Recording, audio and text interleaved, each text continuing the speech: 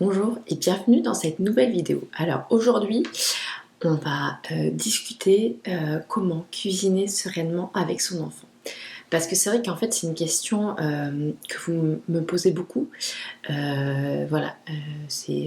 envie de cuisiner avec mon enfant, mais je me sens pas zen et sereine face au débordement obligatoire qu'il va y avoir de farine sur le plan de travail, d'œufs maladroitement tombés par terre ou écrasés, de gestes un petit peu brusques qui envoient de la farine partout. Bref, tous ces petits inconvénients, on va dire, d'une séance de cuisine avec son enfant. Et donc, des fois, juste la pensée de ça, de ce qui peut arriver, j'ai envie de dire, ça peut stopper net notre élan et notre envie de cuisiner avec notre enfant. Donc du coup, comment à la fois dépasser cela ou comment aider, peut-être organiser d'une certaine manière la séance de cuisine pour, l'idée c'est vraiment de prendre plaisir pour cuisiner avec son enfant. Donc je vais vous donner différentes astuces pour réussir à dépasser tout ça. Premier élément, l'âge des enfants. C'est évident qu'on ne peut pas demander la même chose entre un enfant qui a 3 ans et 8 ans. À 3 ans, c'est sûr que ça va être surtout de choisir à la fois des ustensiles adaptés et une recette adaptée pour, on va dire, un petit peu limiter les dégâts, parce que notre enfant il est en train d'apprendre, à mesurer sa force, à développer sa dextérité, ses gestes, et j'ai envie de dire les débordements seront un peu obligatoires. Par contre, il y a des petites choses qu'on pourra faire quand même pour, l'aider dans cet apprentissage. Alors qu'un enfant à 6 ou 8 ans, lui, il est beaucoup plus loin dans cet apprentissage si il est habitué à cuisiner régulièrement. Et donc, plus il va cuisiner, plus il saura maîtriser ses gestes. Et alors c'est pour ça que je dis souvent, la plus grande qualité en tant que parent à avoir, c'est la persévérance.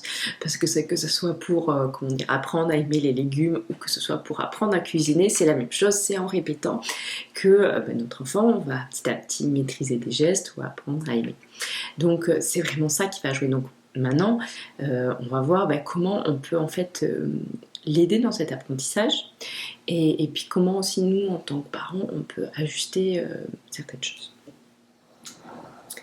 Alors oui, la deuxième astuce, ça va être donc le choix des ustensiles et des contenants. Parce que c'est vrai qu'en fait ça va être un élément clé dans l'apprentissage. On ne s'en rend pas forcément compte en tant que parent, mais ça va vraiment aider l'enfant à développer sa dextérité. Donc je vais vous donner quelques exemples concrets pour vous donner à voir ça. Très concret et très bête et basique, mais je pense qu'en fait on n'y fait pas forcément attention parce que c'est ce qu'on utilise tous les jours. La farine, puisque pas le problème, mais ce à quoi on pense tout de suite, c'est la farine sur le plan de travail. Il y en a partout, ça se voit vite. Donc la farine. Souvent, on achète la farine en papier, comme ça, en papier. Et donc, on va dire, il faut remplir un verre à mesureur, peu importe, et de prendre avec une cuillère. Et en fait, ce dont on se rend bien compte, c'est que déjà, en fonction du niveau de farine dans le papier, c'est qu'aller chercher la farine au fond. On touche les bords du papier, on doit remonter, réussir à sortir la cuillère sans trop toucher les parois qui peuvent faire tomber la farine. Vous voyez, c'est un geste pas évident. On met plein de difficultés on donne plein de difficultés à notre enfant. Donc là, vous voyez que déjà, la configuration même du contenant fait que on provoque, en guillemets, un petit peu l'accident. Alors que, prenons par exemple, là, il y a ma farine est dans le pot. Là, mon ouverture est large, donc là déjà aller chercher ma farine au fond et remonter, c'est déjà bien plus facile parce que mon ouverture est très très large. Donc là, et simplement soit en transvasant votre paquet de farine dans un bocal ou un contenant, une boîte, un contenant à large ouverture, déjà ça va vraiment faciliter le travail pour votre enfant. Donc ça c'est la question du contenant. Après, il va y avoir la question de l'outil qui permet, par exemple là, de prélever la farine. Là, on voit bien qu'avec une grande cuillère, le désavantage pour un enfant, c'est que ce n'est pas très profond. Et un enfant, souvent, quand il prend de la farine, qu'est-ce qu'il va faire ? Il va faire ça, Et puis il va beaucoup remplir la cuillère, hein, ça va faire comme ça. Donc là il suffit d'un petit geste maladroit, saccadé comme souvent le font les enfants, et voilà, il y a de la farine qui tombe. Alors que si on prend un outil par exemple comme ça, donc ça c'est une tasse à mesurer, donc vous savez que moi j'aime beaucoup utiliser ce type d'ustensile pour mesurer avec l'enfant, mais même j'ai envie de dire sans l'utiliser comme mesurer, l'utiliser comme une petite louche, comme une cuillère, vous voyez que c'est beaucoup plus profond, et donc ça permettra à l'enfant, il peut en prendre une grande quantité, et vous voyez, ça va avoir beaucoup moins tendance à déborder sur les côtés, parce que l'ustensile est beaucoup plus profond, et là vous voyez je bouge, même en bougeant en fait la farine va plutôt avoir tendance à retomber dedans qu'à tomber sur les côtés. Donc pareil, hein, c'est un petit ustensile très très simple mais qui en fait facilite l'apprentissage du geste pour l'enfant. Donc voilà, donc des contenants à large ouverture et des ustensiles, alors là pour prélever par exemple très creux plutôt en forme de louche, vous voyez là avec un manche qui facilite le geste pour l'enfant. Ensuite, la troisième astuce, ça va être de choisir le bon moment pour le parent et d'ailleurs aussi pour l'enfant. Alors on se rend très bien compte en tant que parent que pour une même action, par exemple notre enfant qui ne veut pas mettre son pyjama ou aller à la douche, ces choses qui arrivent tous les jours très souvent, on ne va pas du tout avoir la même réaction et la même patience en fonction de comment on se sent, de comment a été peut-être notre journée, est-ce qu'il y a eu d'autres événements stressants qui sont venus déjà un peu travailler nos nerfs et qui font que ce petit événement anodin, ça va être la goutte d'eau qui fait déborder le vase. Donc on voit bien qu'on va pas du tout réagir de la même manière. Et ben j'ai envie de dire en cuisine, avec notre enfant, c'est un peu la même chose, c'est-à-dire que une fois parce que on se sent bien, qu'on est très zen, ben on va très bien gérer ce débordement de farine. Et puis une autre fois, ça va être la petite goutte d'eau qui fait déborder le vase et on va peut-être surréagir. Donc c'est pour ça que c'est important de s'écouter et déjà de choisir, je dis souvent, le bon moment pour le faire.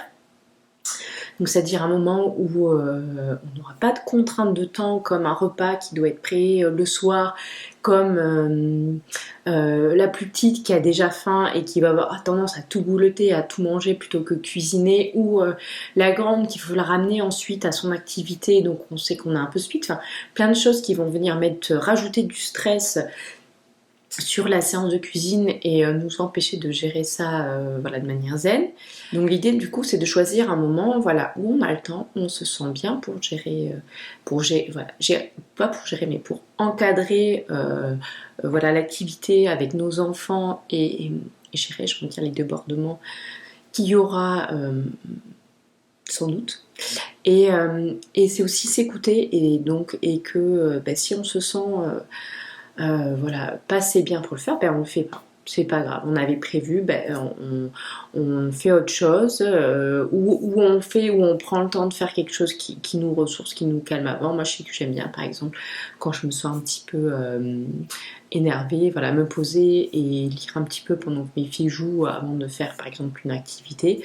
Comme ça on repart sur des bonnes bases et on se sent bien après pour encadrer l'activité. J'ai envie de dire ça vaut pour une activité en cuisine, mais pour de la peinture ou un bricolage, j'en sais rien, enfin toute activité qui demande un peu de patience et de concentration et qui peut provoquer des débordements et un peu d'énervement et qui fait que personne profite de la séance et qu'après on s'en veut. Donc j'ai envie de dire, quand on voit que c'est comme ça, soit on fait pas, soit on fait quelque chose qui nous ressource avant de faire l'activité, parce que l'idée c'est vraiment de prendre du plaisir à faire ça avec nos enfants.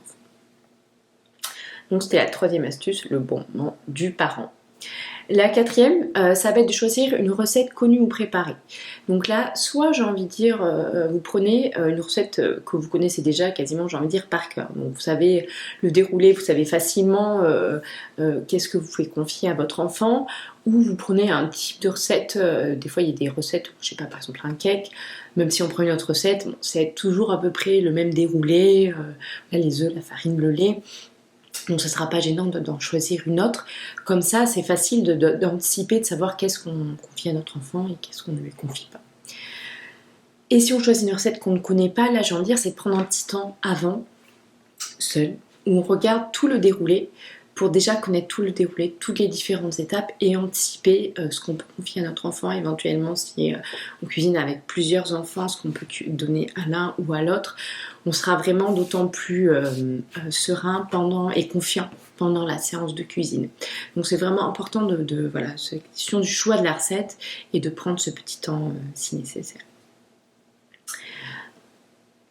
Autre astuce, ça va être apprendre l'enfant à mesurer sa force parce que, je l'ai déjà dit pour les ustensiles, c'est vraiment l'apprentissage de la dextérité et qui va apprendre petit à petit à l'enfant à mesurer ses gestes. Donc pour ça, plusieurs pistes. Ça peut être de l'entraîner à transvaser, parce que c'est vraiment finalement beaucoup ce geste qui revient en cuisine, de prendre un contenant, de mettre dans un autre, de mélanger, et cette question du transvasement est vraiment une compétence importante, et en plus j'ai envie de dire qui amuse beaucoup les enfants. Et donc ça peut être de le faire s'entraîner dans des contextes différents que la cuisine, où il peut s'entraîner à la limite en faisant des dégâts autour où ça n'a pas beaucoup d'importance. Donc s'amuser à transvaser de l'eau dans la baignoire ou dehors dans le jardin, voilà, quand il fait beau, quand il commence à faire chaud. Donc ça peut être les mêmes contenants, les mêmes ustensiles qu'en cuisine, différents bacs d'eau, les mêmes cuillères, etc. Mais là, j'ai envie de dire, si ça déborde, ça n'a pas trop d'importance. Avec de la terre ou du sable pareil dehors, avec du riz par exemple dans un bac sensoriel, je vous mettrai le lien, c'est une activité pareil que mes petites ont beaucoup fait et qui permet vraiment de s'entraîner à ces gestes, dans des endroits où c'est fait pour et peu importe, c'est pas grave s'il y a des débordements. Ça peut être aussi de souligner le lien entre le geste et l'effet pour apprendre à mesurer petit à petit sa force. En fait là il s'agit de décrire de manière très neutre ce qui se passe pour que l'enfant apprenne à mesurer en fait ses gestes. Ça peut être par exemple, regarde là, tu ne mélanges pas assez vite parce que tu vois qu'on voit encore le jaune et le blanc d'œuf. Vous voyez, quand il est en train de mélanger, dire là ça va pas assez vite, on continue à voir. Il faut avoir un geste un petit peu plus vif et un petit peu plus rapide. Ou au contraire, là regarde, tu as eu un geste trop brusque, trop fort et ça a envoyé la farine en dehors du saladier. La farine, elle doit rester dans le saladier. Donc, il faut avoir un geste un petit peu moins fort, un petit peu moins brusque. Et donc, c'est de souligner, tel geste a tel effet, de mettre des mots très simples dessus et aussi très neutres. L'idée, c'est pas d'accuser l'enfant, c'est simplement de décrire. Et donc, s'il y a eu de la farine sur le plan de travail, ça nous amène à l'astuce suivante. Qu'est-ce qui nettoie ? Ok, il y a eu des débordements, tout ça. Qu'est-ce qui nettoie ? C'est une question que vous me posez souvent, comme ça, de l'après-cuisine, comment faire ? J'ai envie de dire, là, il y a un peu deux possibilités selon le cas. Soit, on fait faire à l'enfant. Ok, il n'y a eu pas de souci. Bon, il y a eu un geste brusque, il y a de la farine partout. Lui apprendre à nettoyer. Donc, chez ma petite conseillère, par exemple, de la farine, par exemple, d'apprendre à ramener comme ça et à mettre dans sa main. Et si le plan de travail est propre, on peut très bien juste récupérer l'excédent, le remettre ailleurs dans le saladier. S'il y a eu plusieurs débordements divers, apprendre à passer l'éponge après la séance de cuisine. Donc ça, j'ai envie de dire, c'est un peu la situation idéale. Comme ça, l'enfant apprend à réparer naturellement ce qu'il a fait. Puis ça fait, en fait, j'ai envie de dire, partie intégrante de la séance de cuisine. Mais ça peut être aussi de faire soi-même. Soit parce qu'on ne se sent pas très zen. Moi, des fois, il m'arrive que, là, au bout d'une séance de cuisine, j'ai réussi à gérer à peu près, mais je sens que là, ça commence un peu à déborder et que cette étape-là, je suis plus zen à le faire moi-même, et c'est ok.